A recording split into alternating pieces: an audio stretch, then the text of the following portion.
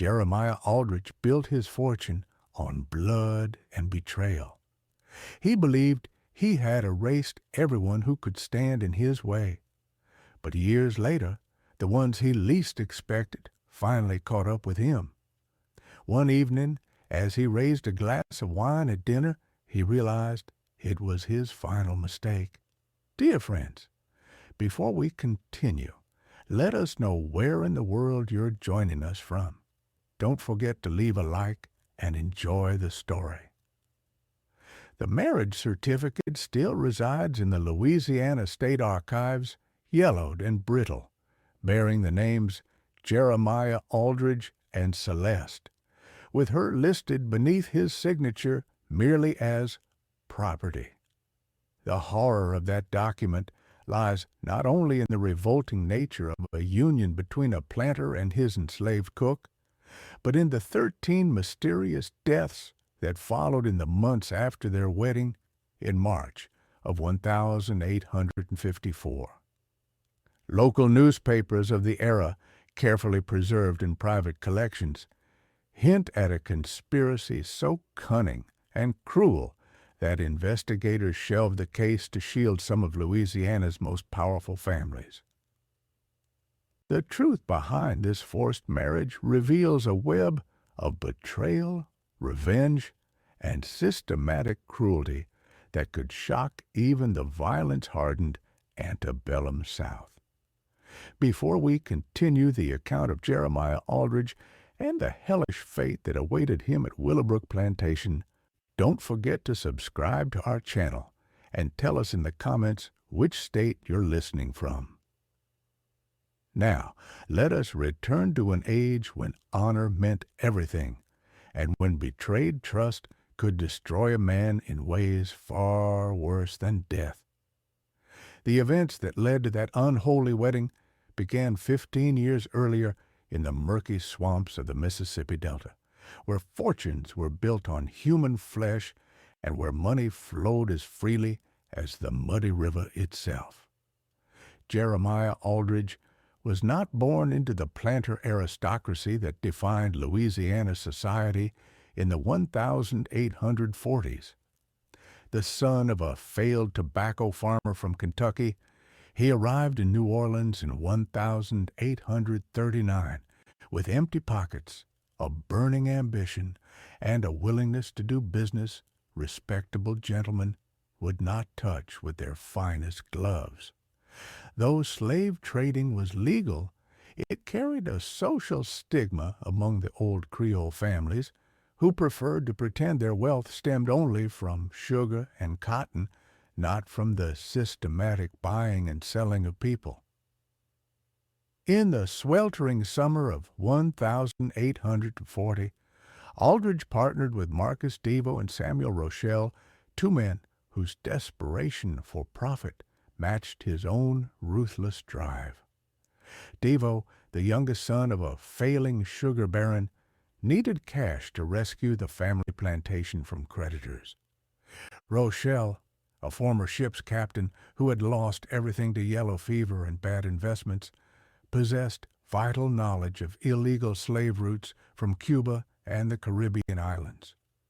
Together they founded what they called the Delta Trading Company.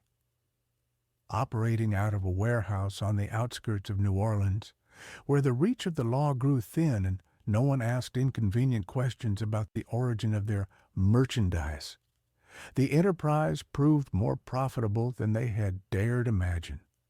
While legitimate traders dealt in documented human property with titles and health papers, Aldrich's operations specialized in what they euphemistically termed recovery services. They bought back runaways from failed plantations, purchased kidnapped free black people from corrupt bounty hunters, and most lucratively smuggled fresh captives from illegal ships that still crossed the Atlantic despite the official ban on international slave trade. Their profit margins were enormous because their operating costs were minimal. They cared nothing for the health, housing, or basic humanity of the people they trafficked. For 3 years, the partnership thrived in the shadows of New Orleans society. They reinvested their profits into legitimate enterprises, buying respectability along with property. Devo saved his family's plantation and turned it into one of the most productive sugar operations in St. Charles Parish. Rochelle bought a fleet of riverboats and became a respected shipping magnate. Aldrich himself acquired Willowbrook Plantation, a modest but profitable cotton estate about 40 miles upriver from New Orleans, complete with a grand colonial mansion that announced his entry into Louisiana's planter elite. But success bred carelessness, and carelessness drew the attention of those who mattered. In the spring of 1843, word reached them that federal marshals were investigating illegal slave trading operations along the Gulf Coast. Someone had begun asking questions about their business, combing shipping records, and worse, interviewing former captives who had escaped or gained freedom by other means. The three partners met in an emergency session in Aldrich's study at Willowbrook, surrounded by leather-bound books he could not read and ancestral portraits that were not his.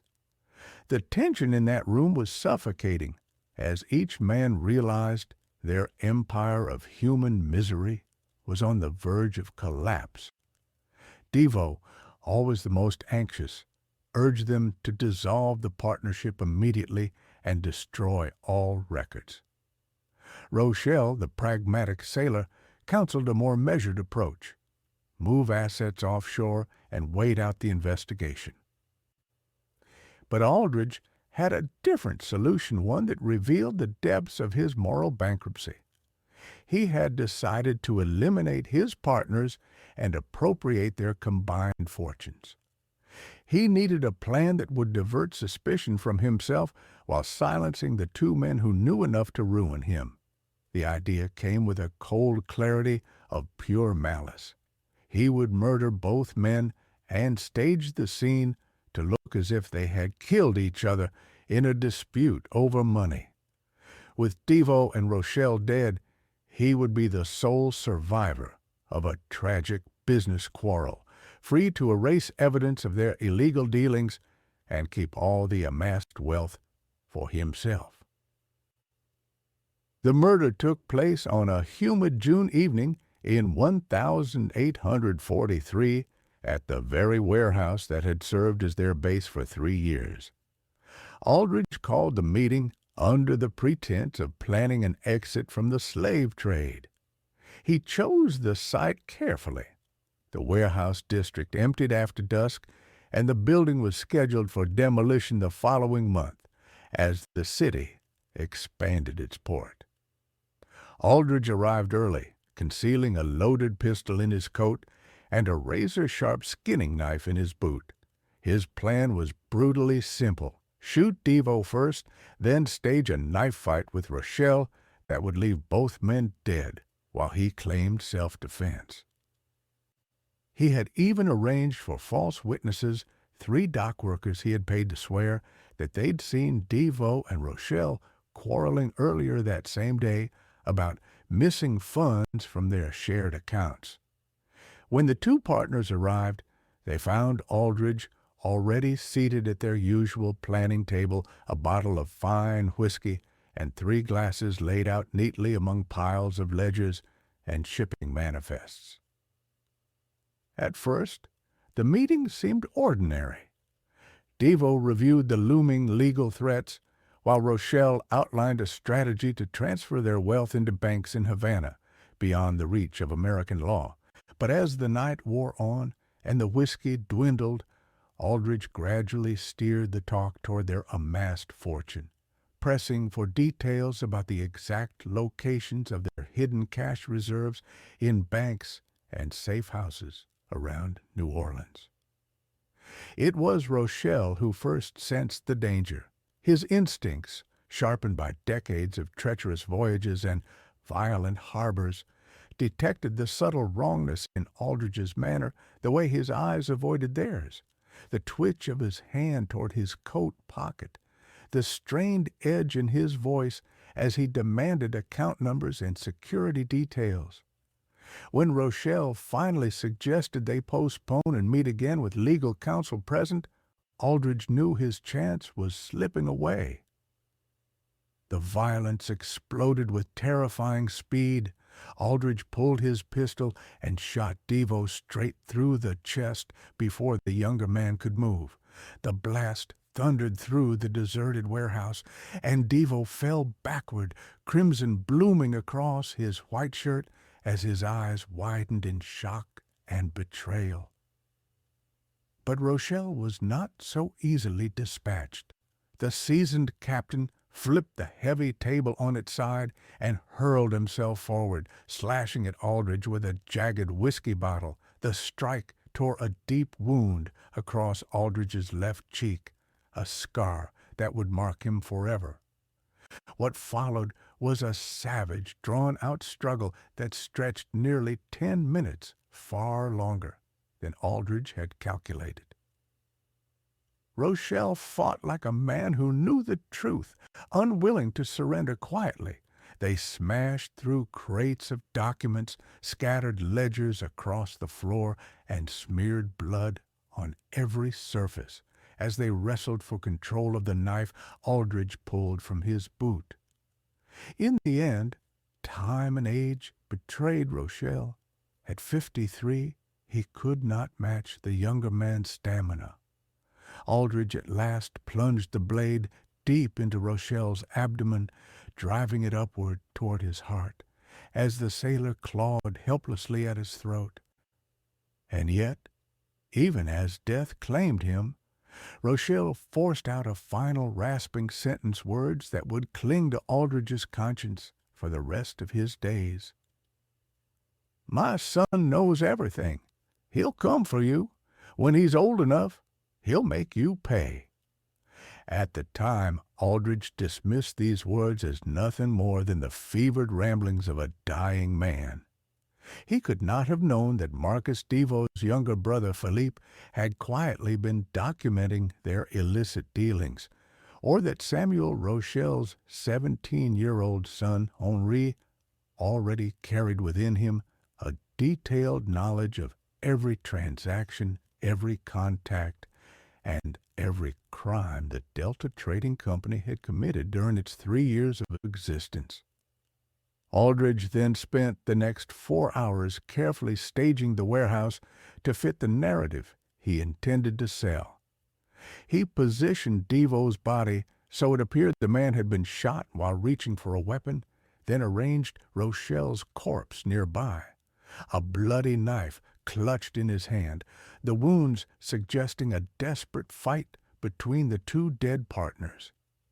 He scattered bills across the floor to hint at a quarrel over money, damaged the office safe to make it look like a robbery gone wrong, and even cut himself deliberately, carving additional wounds into his hands and arms to strengthen his claim of being a victim who had barely escaped with his life. The false witnesses played their roles exactly as instructed, testifying that they had seen Devo and Rochelle arguing violently earlier that evening about missing funds. A bribed dock worker swore he had overheard raised voices from the warehouse, followed by a gunshot and the sounds of a brutal struggle. Most importantly, Aldridge had prepared a polished explanation for his own presence at the scene. He told investigators he had gone there to mediate between his partners, only to walk into a fight that spiraled into deadly violence. The New Orleans police, burdened by far more pressing crimes and eager to close a case involving 3 seemingly respectable businessmen, accepted Aldridge's account with minimal inquiry. The official report concluded that Devo and Rochelle had killed one another during a business dispute, leaving Aldridge as the unfortunate survivor who narrowly escaped the same fate. Within a week, The warehouse was torn down as scheduled, erasing nearly every trace of the partnership's darker dealings. With his partners gone and their fortunes suddenly up for the taking, Aldrich acted quickly. Presenting himself as the sole surviving partner of what now appeared to be a legitimate shipping firm, he produced forged documents indicating that both Devo and Rochelle had willed their shares to him in the event of their untimely deaths. Banks that had once eyed three obscure traders with suspicion now welcomed the word of a single cotton planter with a respectable track record. Over the months that followed, Aldrich drained every account, emptied every safe deposit box, and claimed every hidden cachee of money his partners had left behind. He estimated the total value at nearly $40,000, a sum that would equal more than $1 million in today's currency. Beyond the wealth, Aldrich believed he had wiped out the only two men who could ever link him to the Delta Trading Company's illegal slave trade, leaving him free to craft a new identity as a gentleman planter and respected figure of Louisiana society. But in his obsession with profit and immediate threats, Aldrich had overlooked one crucial detail: the families of the men he had murdered. He had failed to reckon with the fact that both Marcus Devo and Samuel Rochelle had younger relatives who would uncover the truth and spend the next decade plotting a revenge so intricate, so merciless, that death itself would eventually seem a mercy. Philippe Devo was 22 years old when his brother Marcus was killed. Unlike the older Devo men who often lived for short-term gains, Philippe possessed a calculating patience and an intellect far sharper than Aldrich imagined.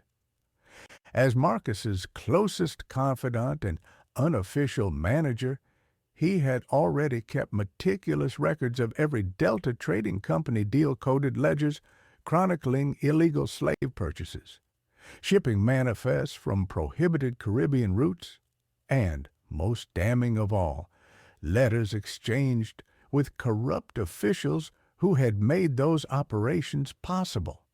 And perhaps most importantly, Philippe had never trusted Jeremiah Aldrich. Something about the Kentucky newcomer's eagerness to plunge headfirst into the most brutal sides of their trade had always struck Philippe as excessive, even for men who trafficked in human flesh.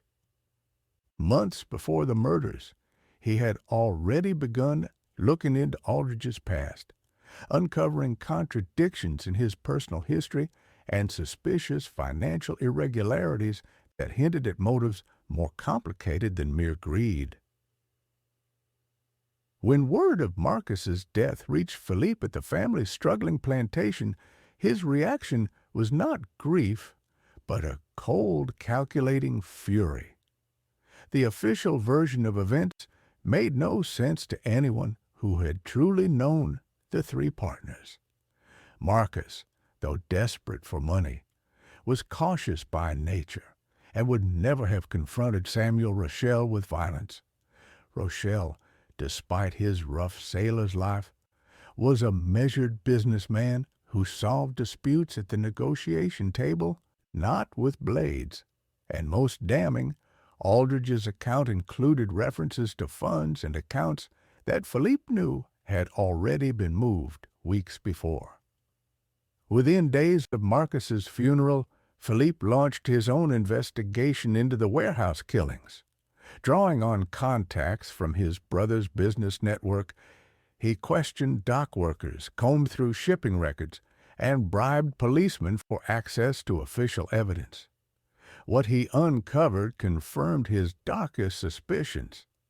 The crime scene had been staged, witnesses had been paid to lie, and key pieces of evidence had either been ignored or deliberately destroyed. Most telling of all, Aldrich had begun accessing his partner's assets within mere hours of their deaths, revealing a degree of planning that demolished his claim of being an innocent caught in the crossfire. Meanwhile, Henri Rochelle Samuel's 24-year-old son was pursuing his own investigation from a different angle. Henri combined his father's maritime network with a formal education in law and business, making him uniquely suited to follow the financial trail. He had spent years working in New Orleans banks and shipping firms, building ties with clerks, managers, and officials who supplied the kind of information Philippe's blunt methods could not. His findings revealed the true scope of Aldrich's plunder. By combing through banking ledgers, manifests, and property transfers, Henry documented how Aldrich had systematically stripped every asset of the Delta Trading Company. His tally showed that Aldrich had stolen more than $60,000 in cash, land, and business holdings, a fortune built on the torment of hundreds of enslaved souls. But what made Henri truly dangerous was not just his evidence, it was his understanding of how Louisiana's financial and legal systems could be turned into weapons. While Philippe focused on proving Aldrich's guilt through hard evidence, Henry envisioned something far more strategic. To use Aldrich's own greed and recklessness against him, destroying his financial foundation piece by piece until betrayal and ruin consumed him, just as he had destroyed others. The two men finally crossed paths in the fall of 1844, more than a year after the murders. They met discreetly in a French Quarter restaurant where Philippe shared his findings with Henri, hoping to align their efforts. Neither expected how seamlessly their different strengths would complement each other, nor how their shared thirst for justice would dominate the next decade of their lives. By the spring of 1845, Philippe Deveau and Henri Rochelle had transformed their parallel quests into a single calculated conspiracy, one designed to bring Jeremiah Aldrich down, using the very same tools he had employed: betrayal, financial manipulation, and, when the time was right, violence cloaked as business. Unlike Aldrich's impulsive savagery, their campaign would be deliberate, patient, and devastating in its precision. The first step was to infiltrate Aldrich's world. Philippe, leveraging his family's lingering social ties, began frequenting the same gentlemen's clubs, political salons, and social gatherings where Aldrich was polishing his image as a respectable planter. His aim was not open confrontation, but observation to study Aldrich's habits, identify his weaknesses, and, above all, chart his financial pressure points. With his natural charm and charisma, Philippe soon established himself as a casual acquaintance, someone welcome for a drink, but never considered a threat. At the same time, Henri was tracing every thread of Aldrich's finances. He discovered that the planter's wealth rested on precarious ground. High-risk investments, leveraged loans, and ventures that yielded impressive short-term profits, but left him dangerously overextended in the long term. Most critical of all, Henry learned of Aldrich's growing gambling addiction. He was bleeding thousands of dollars in poker halls and at horse tracks, covering his losses by borrowing recklessly against future harvests. That weakness became their opening. By 1848, Henry had secured a position at the First National Bank of New Orleans, the very institution that held the mortgage on Willowbrook Plantation.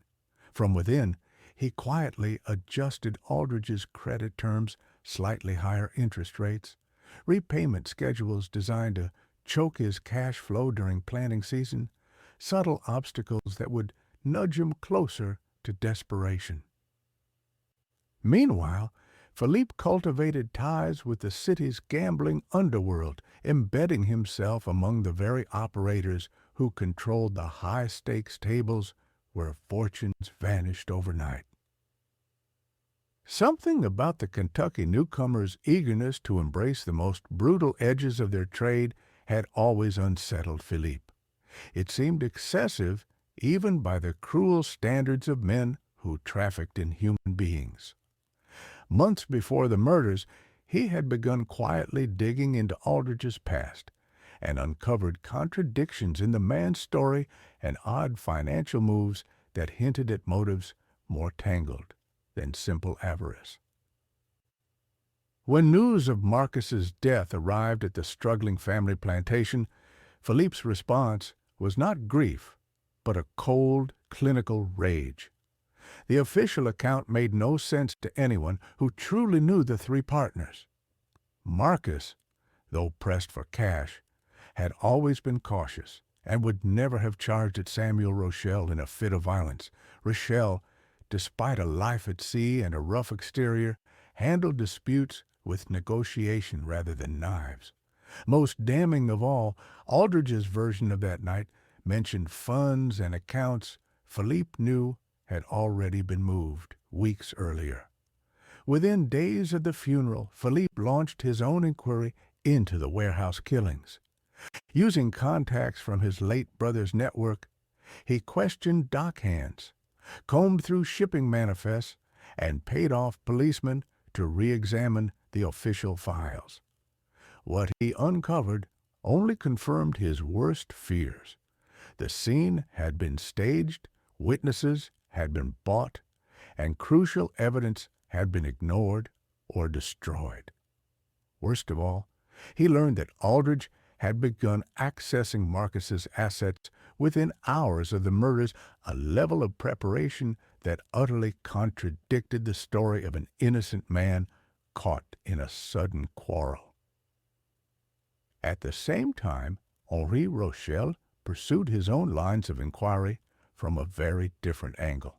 Now 24, Samuel's son combined his father's maritime connections with a formal education in law and commerce, giving him a rare ability to trace the financial currents that underpinned the killings. Years spent in New Orleans banks and shipping houses had earned him relationships with clerks, managers, and officials who could reveal the kind of paper trail Philippe's blunt methods could not reach. By studying bank books, manifests, and property transfers, Henry pieced together the full scale of Aldrich's theft. Systematic looting of every Delta Trading Company asset. His tally put the total at more than $60,000 in cash, land, and business interests, a fortune amassed on the backs of hundreds of enslaved people. But what made Henry truly dangerous was not merely the sum he had uncovered. It was his grasp of how Louisiana's financial and legal systems could be turned into instruments of ruin. While Philippe sought to prove Aldrich's guilt with direct evidence, Henri conceived a subtler strategy.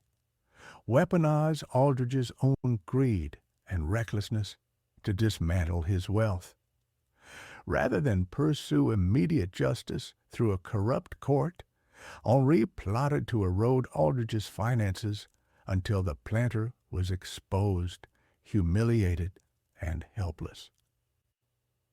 The two young men met for the first time in the autumn of 1844, more than a year after the murders. In a discreet French Quarter eatery, Philippe laid out his findings to Henri, hoping to coordinate their separate hunts for the truth. Neither expected how naturally their contrasting skills would dovetail, nor how completely the shared thirst for retribution would consume the next decade of their lives. By the spring of 1845, the pair had converted isolated investigations into a single, carefully engineered conspiracy, a campaign designed to destroy Jeremiah Aldrich using the very tools he had himself employed: betrayal, financial manipulation, and, when necessary, violence disguised as legitimate business. Unlike Aldrich's quick, brutal solution, their plan would be patient, calculated, and ruthlessly comprehensive. Their first phase aimed at infiltration. Philippe, leaning on whatever social ties his family still possessed, began to appear where Aldrich now moved, in gentlemen's clubs, at political salons, and at the social gatherings where the planter was polishing his respectability. His purpose was not a direct confrontation, but surveillance learn Aldrich's habits, expose his weaknesses, and map the pressure points of his finances. With a natural charm and an easy manner, Philippe embedded himself as an amiable acquaintance. Welcome at a drink, never suspected as a threat. Meanwhile, Henri chased the money. He discovered the facade beneath Aldrich's prosperity, risky speculations, heavily leveraged loans, and ventures that produced flashy short-term gains but left him perilously overextended. Most crucially, Henri found proof of a debilitating gambling habit. Aldrich was hemorrhaging thousands in poker games and at the racetrack, funding losses by borrowing against future crops and credit lines. That addiction became the lever they needed. By 1848, Henri had secured a post at the First National Bank of New Orleans, the very institution that held the primary mortgage on Willowbrook Plantation. From that vantage, he nudged Aldrich's credit arrangements in subtle but damaging ways. Slightly higher rates at renewal, repayment timetables that choked cash flow during planting season, and small administrative obstacles that compounded into real financial strain. At the same time, Philippe wove himself into the city's gambling underworld, cultivating ties with the operators who ran the high-stakes rooms where fortunes were won and lost in a single night. Through carefully placed bribes and promises of future favors, he arranged for Aldrich to be drawn into ever more extravagant games, where the stakes escalated and the other players quietly in on the scheme ensured the plantation owner would lose far beyond his means. The elegance of their method lay in patience and subtlety. Rather than seize on a spectacle of violence, they methodically undermined the economic bedrock of Aldrich's social standing and identity. Each maturing loan added pressure. Each costly gambling night deepened his despair. Each failed speculative venture pushed him closer to the brink, making him susceptible to whatever final terms Philippe and Henri ultimately chose to impose. By 1851, the plan's effects were visible.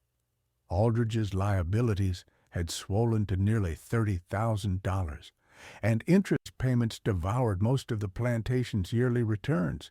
He had been forced to sell parcels of land to cover losses, and whispers circulated among the planter class that Willowbrook was in dire financial trouble. More visibly, Aldrich himself began to fray, short with neighbors, paranoid about motives, and increasingly reckless in his pursuit of quick income. Philippe and Henri were not satisfied with mere financial collapse. They intended something far crueler, to force Aldrich to feel the same humiliation and terror that had shadowed their murdered kin in their last moments. They wanted him to understand that his hauteur and prosperity were built on blood, that his respectability was a paper mask, and that justice, patient, inevitable justice, had finally come for him. The final stage would require driving Aldrich from desperate to utterly trapped, so that he would be forced to accept degrading, dangerous terms he could not refuse. Crucially, they wanted him alive long enough to comprehend the full sophistication of their vengeance. It was Henri who proposed the most devastating humiliation. Weaponize Aldrich's own enslaved people. Every planter lived with the dread of revolt. That fear was a raw, exploitable nerve. But Henri forbade any plan that would provoke a real uprising too dangerous and morally ruinous, and instead advocated for a more refined terror. They would use Aldrich's marriage to one of his own enslaved people as the public, irreversible degradation that would shatter his social standing while leaving him legally powerless. Choosing Celeste for that role was no accident. Philippe and Henri had spent months watching every soul on Willowbrook, searching for someone whose enforced union with Aldrich would inflict maximum social damage and who could also be a controllable agent of their scheme. Celeste fit the bill not because of her size at 38. She was indeed a large woman, but for far deeper reasons. She was smart, fiercely devoted to survival, and above all, consumed by hatred for Jeremiah Aldrich. Unlike many enslaved people who learned to mask their true feelings, Celeste never bothered with pretense. Her contempt for her owner was visible to anyone who watched her closely. Her hatred had roots. Aldrich had purchased Celeste in 1847 from a Phelan, Mississippi plantation where her husband and 3 children had been sold off to different owners across state lines. The separation was not an economic necessity. Aldrich could have purchased her family together, but he bought only Celeste because he valued an experienced cook and saw no profit in what he dismissively called unnecessary mouths. When Celeste begged him to buy at least her youngest child, a 10-year-old daughter, he sneered that he ran a plantation, not an orphanage for colored children. For 7 years she had cooked lavish meals for the man who had torn her family apart, watching him toast successes funded by theft and murder, cleaning his blood-stained garments after secretive night excursions, and seeing him burn letters and papers in the kitchen hearth as he tried to erase evidence of his troubles. More practically, Celeste had accumulated intimate knowledge of Aldrich's habits, his daily routines, his preferred foods and medicines, his chronic ailments, and the rooms he favored in the big house. That knowledge made her both an ideal instrument for those who wished him harm and an invaluable asset to Philippe and Henri's design. Contact with her had to be handled delicately. Direct approaches by the 2 men would have been legally perilous and obvious to plantation eyes. Instead, they employed intermediaries, free people of color, who traded in New Orleans markets and had legitimate reasons to visit rural estates.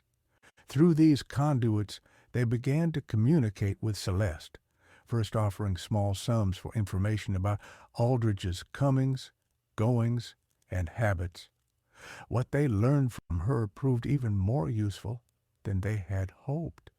Celeste not only possessed intimate knowledge of her master's weak points, but she had for years been waging a quiet campaign of psychological sabotage against him. She deliberately oversalted and spoiled certain dishes to aggravate his chronic stomach ailment, accidentally shattered his favorite plates and personal keepsakes, and circulated carefully measured rumors among the other enslaved people about his mounting debts and possible plans to sell them off to cover his obligations. Her actions were calculated and deniable, designed to seed anxiety and paranoia without leaving any obvious proof of intentional damage. So when Philippe and Henri at last disclosed who they were and outlined the scheme to break Aldrich, Celeste's answer was immediate and absolute. She would do whatever it took to help destroy the man who had murdered their kin and ripped her family apart. Her sole condition was that, in return for her aid, she be granted freedom and safe passage to Canada, where she hoped, at last, to find whatever traces remained of her children. Philippe and Henri agreed without hesitation. They had discovered not merely a useful instrument of vengeance, but a willing partner whose motives matched their own thirst for justice. Over the following months, the final architecture of the plan took shape.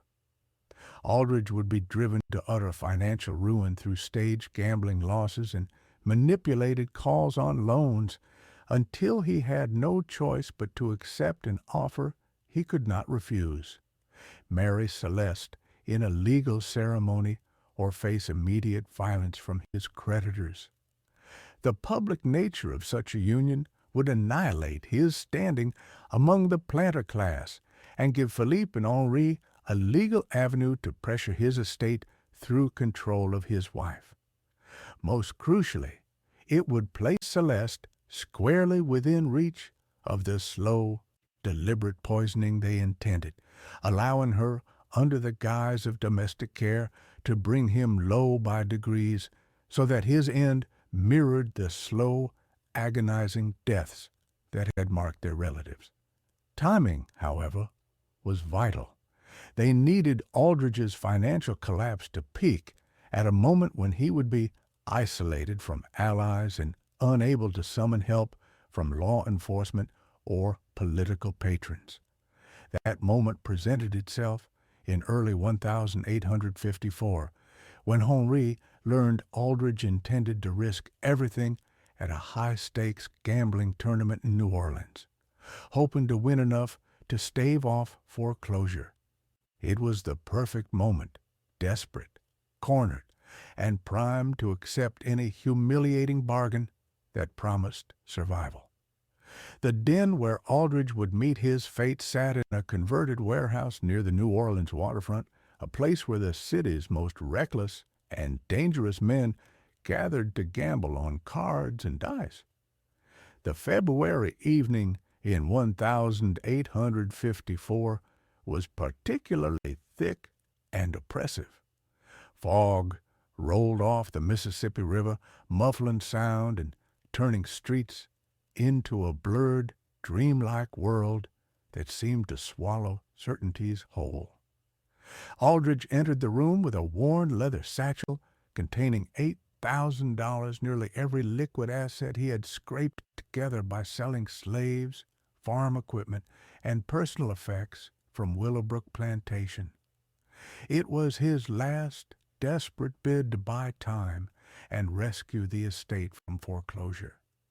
He did not suspect that Philippe Deveau and Henri Rochelle had choreographed the entire night for months, ensuring every other player at the high-stakes table would be complicit in draining him of what remained. They played five-card stud, with stakes that began at $500 a hand and quickly escalated as the night wore on. Aldridge found moderate luck at first, scooping smaller pots and allowing a flicker of hope to grow that fortune had finally turned. But as the stakes climbed and the liquor loosened judgment, he began to wager with a recklessness born of panic and the false confidence of early wins. By midnight, he had already lost more than half his stake, yet he could not bring himself to leave the table had become his last hope. Philippe's men allowed him intermittent victories to keep him seated, but they tightened the noose as the evening progressed, pressing him into ever riskier bets until he risked sums that represented his remaining lifeline.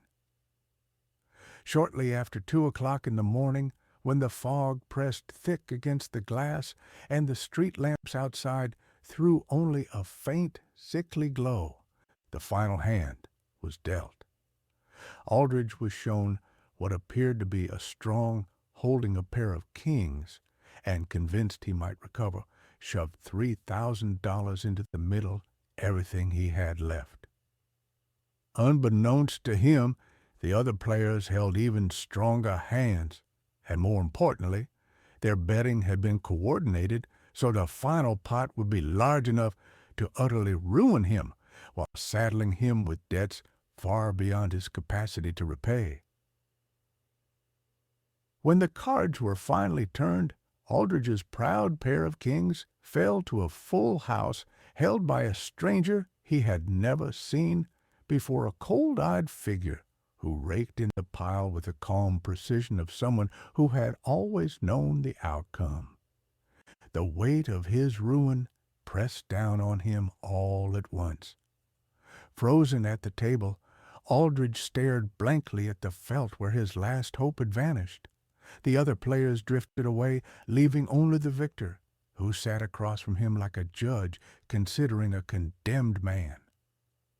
The silence stretched until the stranger finally spoke, his words wrapped in a faint French accent that stirred some unplaceable memory. "Mr. Aldrich, we need to discuss your obligations. The gentlemen who just departed are not ordinary gamblers. They represent certain business interests that have tolerated your failings for far too long, and patience, like fortune, always runs out." Then a figure emerged from the shadows by the door, gaslight catching a face so familiar Aldrich's blood chilled in his veins. The resemblance to Marcus Devo, the face Aldrich had last seen twisted in betrayal and agony 11 years earlier, was unmistakable. "You look like you've seen a ghost, Jeremiah," the newcomer said, gliding toward the table with the grace of a predator. "Perhaps you have. My name is Philippe Devo. I believe you knew my older brother Marcus quite well. In fact, you were the last to see him alive, weren't you?" The damp Louisiana night pressed in, yet the warehouse seemed to grow colder. Aldrich's hands trembled as the truth settled over him. This had never been chance, never a final gamble to rescue Willowbrook. It was a snare, years in the making, sprung at the moment when he was weakest and most alone. From another corner stepped Henry Rochelle, completing the circle that hemmed Aldrich in. "My father Samuel always said you were clever, Mr. Aldrich," he began, his tone measured but edged with contempt. "Clever enough to murder 2 men and steal their legacy, but not clever enough to imagine that dead men might leave behind sons who remember and who do not forgive." The foghorns moaned distantly over the river, filling the silence that followed. Aldrich sat trapped between them, his mind racing through escape after escape, finding only locked doors. He was in an abandoned warehouse, stripped of allies, stripped of wealth, facing 2 men who had devoted more than a decade to his ruin. And in truth, with his finances gutted, no one in Louisiana would miss him if he vanished into the Delta. Philip settled opposite him, folding himself into the chair with deliberate calm. "We know everything, Jeremiah. The Delta Trading Company, the illegal shipments, the night you slaughtered our fathers, the forged papers, the bribed witnesses, the stolen fortunes. We know that every brick of your respectability has been mortared with blood." Henri opened a leather folder and fanned its contents across the table like damning exhibits in a trial. "Here are the records. Bank ledgers showing you drained their accounts. Property deeds proving you claimed their assets. Letters with corrupt officials who helped you bury the truth. And testimonies from men who saw more than they admitted at the time. They've spoken now." Aldrich's breath caught. He recognized the documents ones he had believed destroyed long ago, and the signatures of men who would not dare perjure themselves now. It was a case airtight enough to hang him, and worse, it implicated many of the so-called gentlemen of Louisiana who had unwittingly aided him. "The only question," Philippe said softly, is what we do with this knowledge. We could hand it to the federal marshals. They would love to expose the rot in your state's finest families. Or perhaps we tell certain men in New Orleans that you've been lying to them for over a decade, profiting from the murder of their friends. Either way, Jeremiah, you die, and neither way will be gentle. For a moment Aldridge could not speak. When he did, his voice was a broken rasp. What do you want? Money, I can get money. My plantation is worthless. Henri cut him off. We hold the mortgage, Jeremiah. Every debt you've signed, every loan you've taken, every wager you've lost, they belong to us now. You have nothing left to trade but your life. And to be honest, we're not interested in that either. The words struck like a final verdict. Aldridge was not simply ruined. He was entirely theirs, stripped of the wealth, power, and reputation that had once shielded him.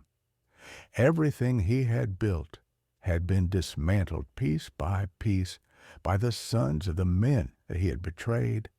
Yet some obstinate corner of his mind clung to denial, refusing to accept that the end was already upon him. There is, however, one alternative, Philippe said, his voice carrying the weight of mock consideration. A path that might allow you to keep breathing a while longer. It requires a sacrifice of dignity. Jeremiah, a public acknowledgement of your true nature and complete submission to our authority. Henri leaned in, the corners of his mouth curving into a thin, cruel smile. You're going to marry one of your slaves, not secretly, not quietly, but publicly, legally, and permanently. You'll stand before God, your neighbors, and the whole of Louisiana society, and take your cook, Celeste, as your lawful wife. You'll share her bed, present her as your chosen partner, and let the world believe you voluntarily married your own property. For a moment, Aldridge could not comprehend the words. The suggestion was so obscene, so beyond the boundaries of antebellum society, that his mind rejected it outright. You're insane, he whispered hoarsely. No one would agree. No preacher would perform such a ceremony. No court would recognize. On the contrary, Philippe interrupted smoothly, we've already made arrangements. There's a minister in Natchitoches parish with certain debts to gambling houses. He's agreed to officiate a perfectly valid wedding, witnessed and documented. And as the law stands, once executed, the contract is binding. You would be Celeste's husband in every legal sense. Henri's eyes glimmered with malicious delight. The beauty of this arrangement is that it gives you a choice. Refuse, and your punishment will be immediate and far more painful than you can imagine. Accept, and you live. Not well, not with dignity, but you live. That, Mr. Aldridge, is the mercy we're offering. The silence stretched, broken only by Aldridge's ragged breathing. Death in this warehouse would at least preserve a shred of reputation. His peers might remember him as a ruined gambler, but not as a murderer. Marriage to Celeste, on the other hand, would be a fate worse than death, a public annihilation of identity. How long? He asked at last, voice shaking. For the rest of your natural life, Philippe replied without hesitation. Marriage is sacred, but considering your age and fragile health, we doubt that will be very long. The implication chilled him more than the fog outside. They weren't offering temporary humiliation, but a drawn-out torture disguised as matrimony. Still, the thought of immediate execution, his corpse dumped into the Mississippi, was worse. Aldridge swallowed hard. If I agree, what guarantee do I have you won't kill me anyway? None, Henri said flatly. Only this your death will be far less cruel than what we had planned. Think of marriage as good behavior. Compliance earns mercy. Resistance invites creativity. Philippe produced a folded contract from his coat and slid it across the table. This is your marriage agreement already prepared. The ceremony takes place tomorrow evening at Willowbrook. All your neighbors and associates have been invited. They believe you've had a religious awakening, that you're elevating Celeste as an act of Christian charity. They'll think you eccentric, perhaps mad, but convinced it was your choice. Hands trembling, Aldridge picked up the document. The terms were stark. He would marry Celeste legally, live with her as wife, and provide for her welfare. In exchange, his creditors, secretly controlled by Philippe and Henri, would delay collection and allow Willowbrook to continue under supervision. With shaking pen strokes, Aldridge signed away his life. "Welcome to the family, brother-in-law," Philippe said, tucking the contract into his coat. "We'll see you tomorrow. Wear something fitting for the occasion." The morning of March 15th, 1854, dawned heavy and gray, the clouds swollen with rain and the air thick with the swamp's fetid breath. Aldridge had not slept. He paced his study through the night, staring at the contract that marked the end of everything he had built in 15 years. Celeste had been informed through intermediaries, though she feigned surprise when Aldridge, stammering over breakfast, tried to explain the arrangement. She listened with the patience of a mother, humoring a child's excuse, nodding when he faltered. When he finished his pathetic account, she simply said, "Yes, Master Aldridge, I understand. I'll prepare myself for the ceremony." The calm acceptance in Celeste's voice chilled Aldrich more than fury ever could. It was too composed, too measured, the tone of someone who had long anticipated this very moment. As he watched her move with quiet efficiency about the kitchen, preparing what would be their last meal as master and slave, he realized with dawning horror that his enemies had planned every detail far more thoroughly than he had understood. By afternoon, Willowbrook Plantation was alive with the arrival of guests, neighbors, acquaintances, and curious onlookers answering invitations sent in Aldrich's name by Philippe and Henri. The pretext was simple yet outrageous: a display of Christian charity, a plantation owner honoring his loyal servant by granting her the dignity of marriage. Some arrived expecting a grotesque jest, others believing they would witness the breakdown of a man consumed by debt and desperation. What they found instead was a meticulously staged ceremony, complete with decorations, refreshments, and a nervous groom playing his part with the frantic conviction of a man who knew survival depended on it. Dressed in his finest coat and polished boots, Aldrich repeated the tale of religious awakening and duty with forced sincerity, enough to pacify most who questioned him.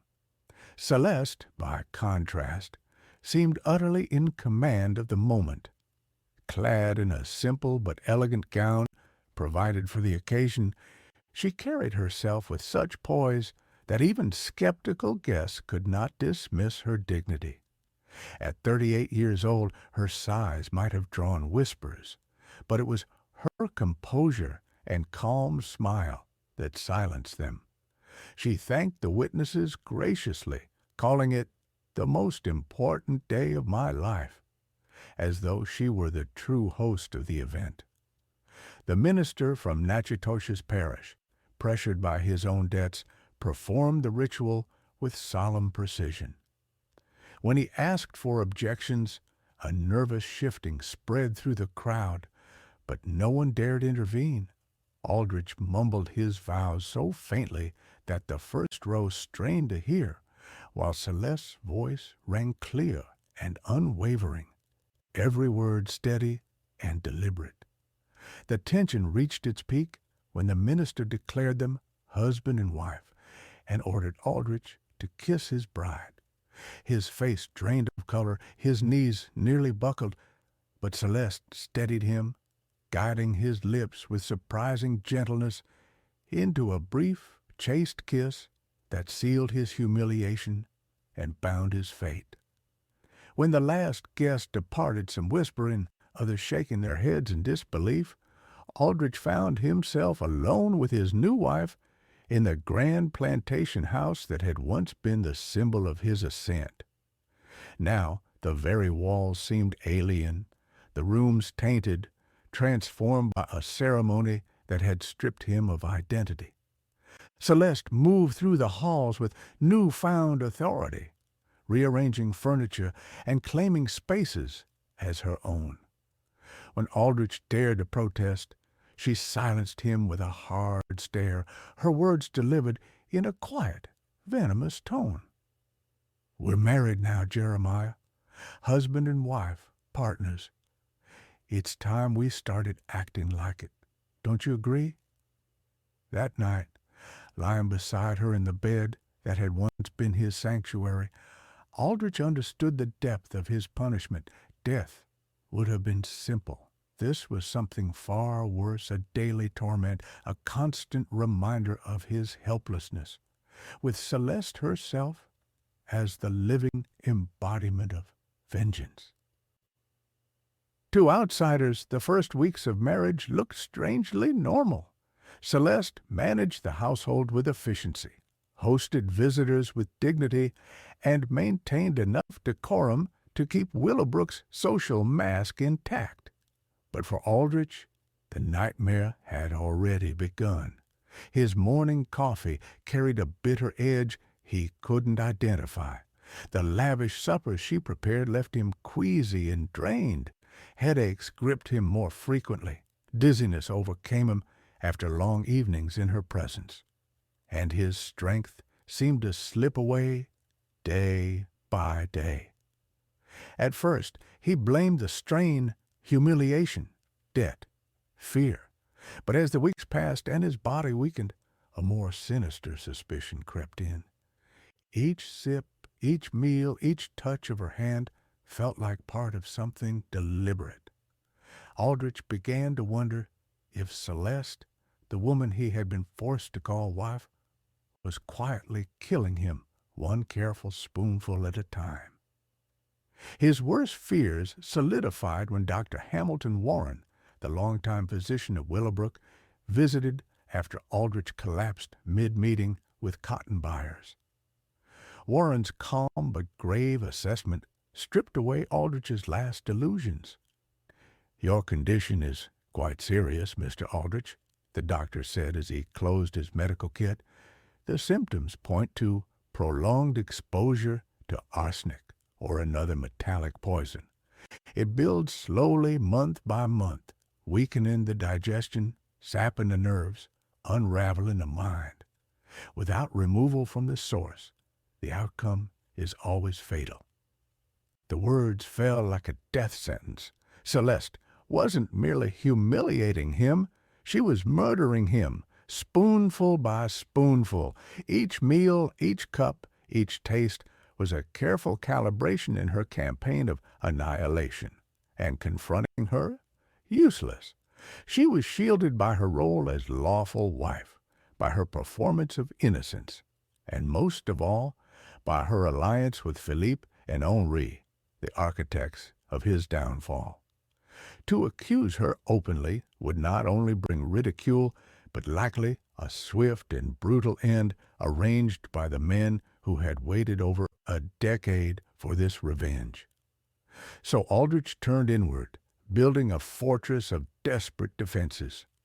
He began cooking his own food in secret, using utensils hidden away in his study. He drank only from a private well he alone controlled. At night, he locked himself into a guest room, no longer daring to sleep beside his wife. For a brief span the symptoms eased, confirming what he already knew. But these precautions became their own trap. Visitors noticed his hollow face, his jittering hands, his refusal to touch the meals set before him. Whispers spread. Jeremiah Aldrich was losing his mind. Celeste, with flawless composure, deepened the illusion.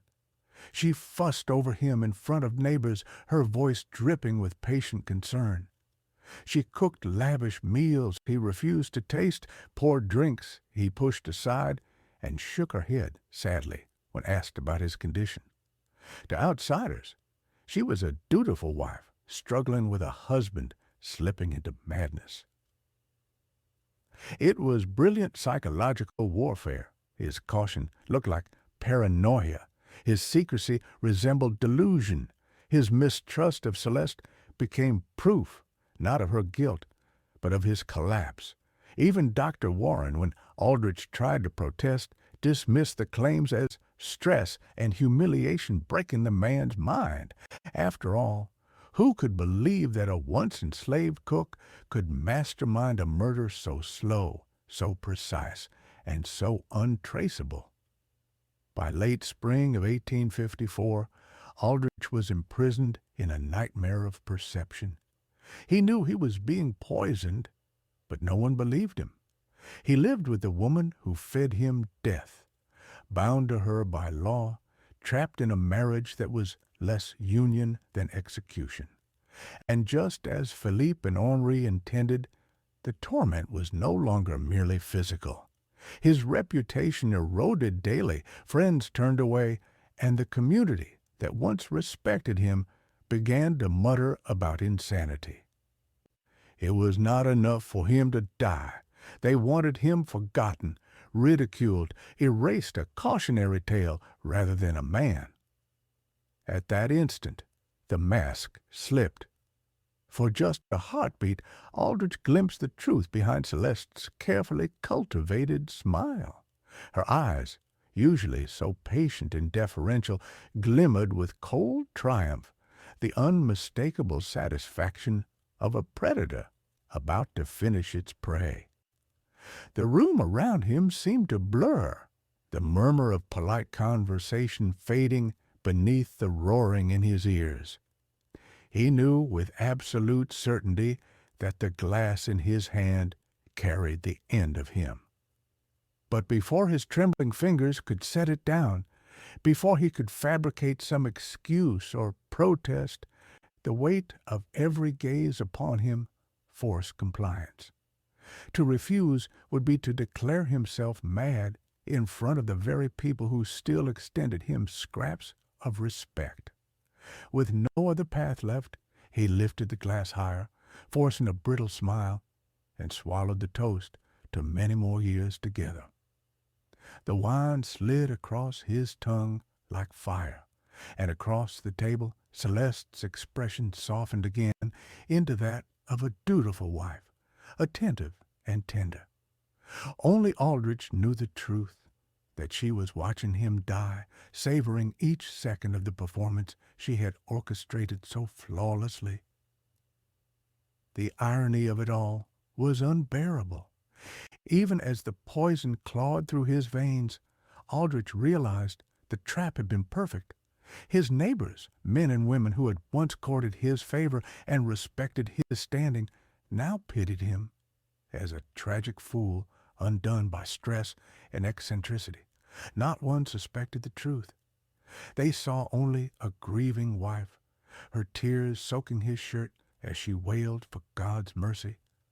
They saw a respected physician battling to save a patient who, to their eyes, had finally succumbed to his own frailty. But beneath the cries and prayers, Aldrich heard the truth that no one else could. Celeste's whispered confession, soft enough for only him to carry to the grave. The names she spoke, Marcus Devo, Samuel Rochelle, Philippe, Henri, were ghosts rising to drag him down, reminders of crimes he thought buried forever. His death, so carefully staged, was not a sudden catastrophe, but the last act of a play that had been rehearsed for 11 long years. When the final breath rattled from his chest and the clock read 9:47, Jeremiah Aldrich ceased to be master of anything. His neighbors shook their heads, muttering about the dangers of excess, of gambling, of unstable marriages. Dr. Warren, with all the confidence of professional authority, recorded the cause as nervous exhaustion leading to collapse. And Celeste wept so beautifully that even the hardest hearts in the room softened toward her. Women pressed her hands, promising support, whispering that God would give her strength to carry on.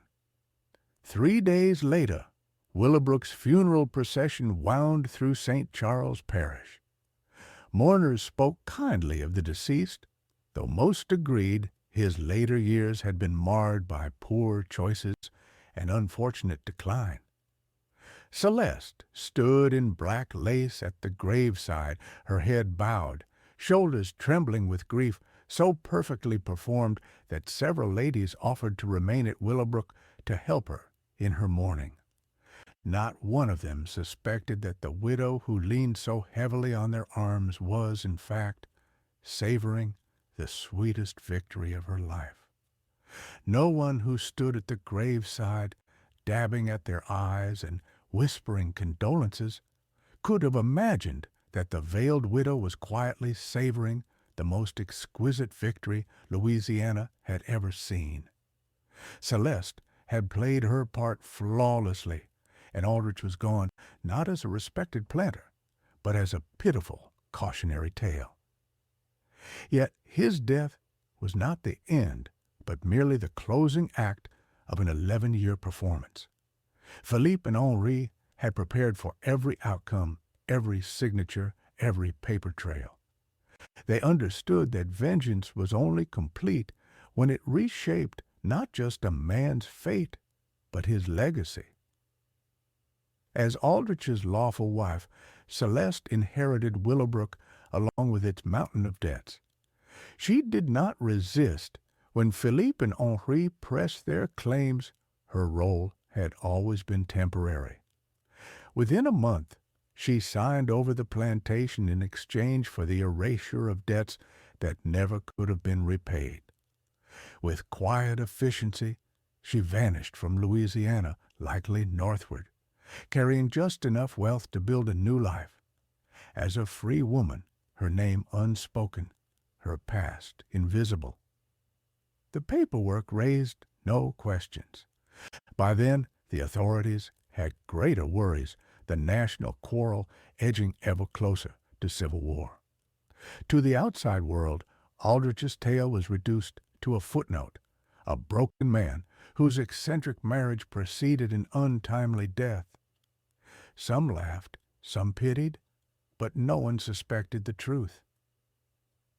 Among certain circles, however, another version of the tale circulated like a family secret, a whispered legend of a conspiracy that stretched across a decade, patient and precise, a justice so symmetrical that its cruelty matched the original crime measure for measure. Betray your partners, it warned, and their bloodlines may rise against you with the kind of vengeance that time itself cannot dull. Philippe Deveau and Henri Rochelle had done what no courtroom in the South would ever dare. They had tried and convicted a murderer in secret, imposed a sentence no judge would have written, and carried it out with no evidence left behind. Their brilliance lay not only in patience, but in mastery of the society they lived in, bending its blind spots, exploiting its arrogance, and turning its silence into their weapon. And Willowbrook, the stage of Aldrich's final humiliation, bore the ultimate mark of their design. Rather than liquidating the estate for profit, they remade it into a sanctuary, a haven for freedmen and fugitives, a clandestine station on the Underground Railroad. The grand house that once hosted Louisiana's elite became a passage to freedom, its walls echoing, not with laughter of planters, but with the whispered prayers of those escaping bondage. It was a transformation both poetic and invisible, hidden from local suspicion, yet devastating in its irony. Aldrich's fortune, born of cruelty, was turned into a tool against the very system he embodied. His wealth dismantled, his name erased, his home redeemed, his existence reduced to nothing. Philippe and Henri's web of respectability was their final safeguard. Their polished reputations as legitimate Louisiana businessmen provided the perfect camouflage for what Willowbrook had become. No one questioned why the estate no longer operated as a profitable cotton plantation. No one suspected that its halls and hidden rooms had been repurposed as a refuge for fugitives fleeing bondage. Under the veil of Southern gentility, they had transformed their enemy's proudest achievement into a sanctuary, turning his own legacy into a weapon against everything he had stood for. The true brilliance of their vengeance, however, lay not merely in Aldrich's death, but in his erasure. Unlike most victims of murder who leave behind scars in memory and record, Aldrich was systematically deleted from history. His stolen wealth was redirected to those he had wronged. His property was reshaped into a tool of liberation. His reputation collapsed under the weight of his own actions, leaving only the shadow of a man remembered as eccentric, reckless, and broken. No monuments would bear his name. No heirs would preserve his line. His supposed accomplishments, both legitimate and criminal, would fade unmarked, unrecorded, and unremembered. In the cruel symmetry of revenge, his very existence was scrubbed from Louisiana's story as though he had never walked its soil at all. And that, perhaps, is the most haunting lesson of this tale, that justice does not always move through courts or legislatures. Sometimes it waits in the shadows, gathering strength, weaving patience into a noose. Sometimes it works outside the law, precisely because the law protects the powerful instead of the wronged. And sometimes justice arrives not as a gavel strike, but as the silence of history itself, erasing the guilty more thoroughly than any execution could. Dear friends, did you enjoy this dark tale of revenge and the downfall of Aldrich? Do you think he truly deserved such a fate and was justice served? Share your thoughts in the comments. Leave a like if the story moved you. Don't forget to share it with friends and subscribe to our channel. In the description, you'll find a playlist with all our stories. We wish you peace in your heart and only kind encounters on your journey.